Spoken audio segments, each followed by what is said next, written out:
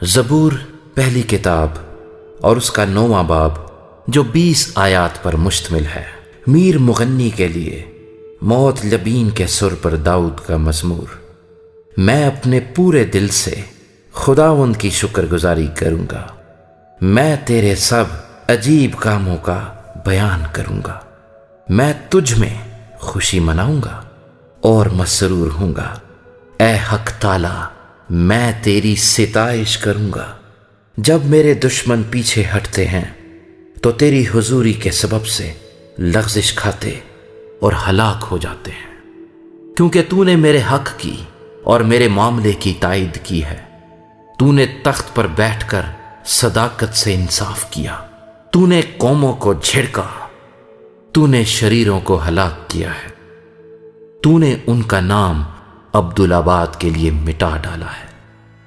دشمن تمام ہوئے، وہ ہمیشہ کے لیے برباد ہو گئے، اور جن شہروں کو تو نے ڈھا دیا ان کی یادگار تک مٹ گئی۔ لیکن خداوند ابد تک تخت نشین ہے، اس نے انصاف کے لیے اپنا تخت تیار کیا ہے، اور وہی صداقت سے جہان کی عدالت کرے گا۔ وہ راستی سے قوموں کا انصاف کرے گا۔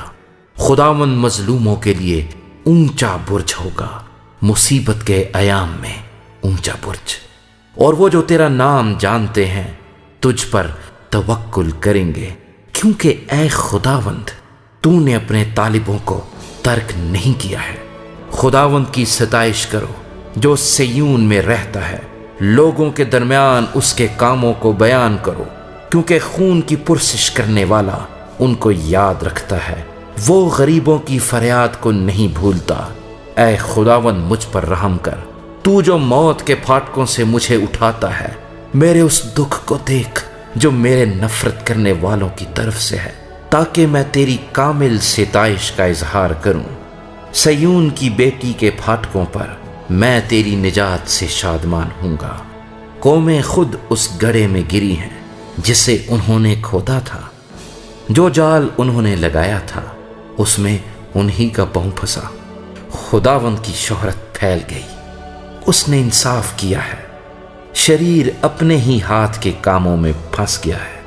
شریر پاتال میں جائیں گے، یعنی وہ سب قومیں جو خدا کو بھول جاتی ہیں، کیونکہ مسکین سدا بھولے بسرے نہ رہیں گے، نہ غریبوں کی امید ہمیشہ کے لیے ٹوٹے گی۔ اٹھ اے خداوند، انسان غالب نہ ہونے پائے، قوموں کی عدالت تیرے حضور ہو۔ اے خداوند ان کو خوف دلا، قومیں اپنے آپ کو بشر ہی جانے۔